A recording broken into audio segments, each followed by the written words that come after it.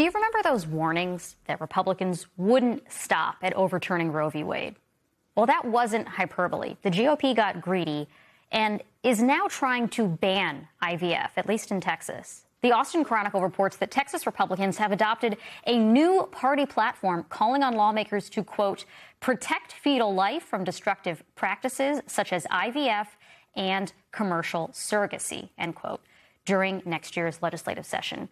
Dr. Kaylin Silverberg, an IVF provider at the Texas Fertility Center, defended the practice to the Austin Chronicle, saying, quote, nature discards 85% of embryos, so if anything, IVF is a procedure that reduces embryo destruction compared to nature, but you can't prosecute nature. Here's Donald Trump pandering on IVF as he did on every issue when he was campaigning in 2024.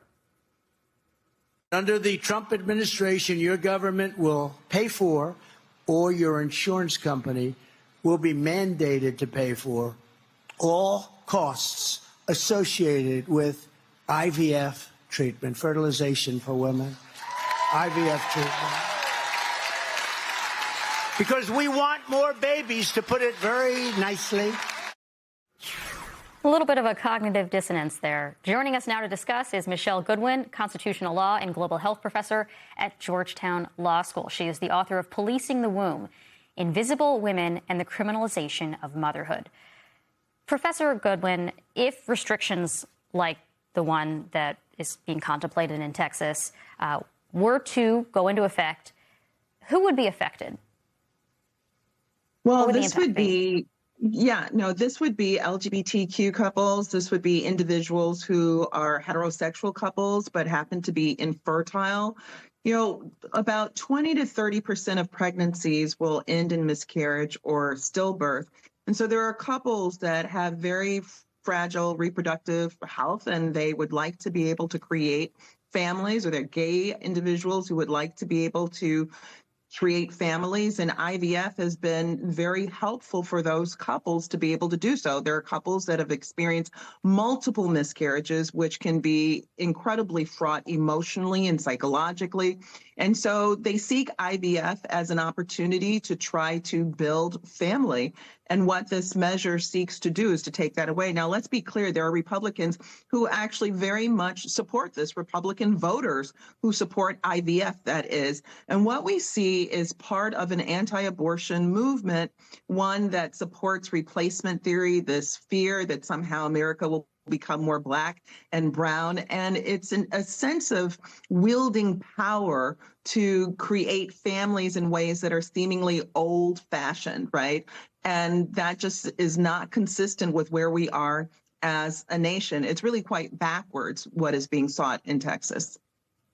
Well, so help me make sense of that, because on the one hand, you have a segment of the conservative right that's very concerned with low fertility rates and the fact that we don't have enough babies, as Donald Trump put it. And there are, people on the left who share those concerns for other reasons, including the fact that there are a lot of women who want more children than they're able to have, as you note.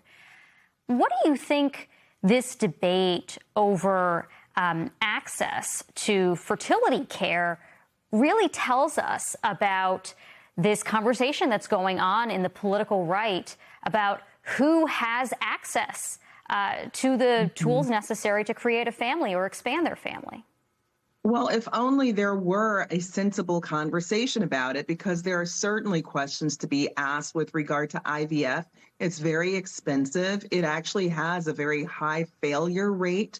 But there aren't questions being asked about access. How do low-income individuals who've experienced infertility gain access to these medical technologies that could hold the potential for them to become parents? But that's not what this is about. This is not an administration that has embraced medical information, but more medical disinformation and misinformation. It's not an administration that has embraced equity and equality. It's not done any of that. Instead, it's been a very rigid administration that pays very little attention to health, to science and technology. It moves more on kind of rhetoric and mythology than it does on science and care for the American public.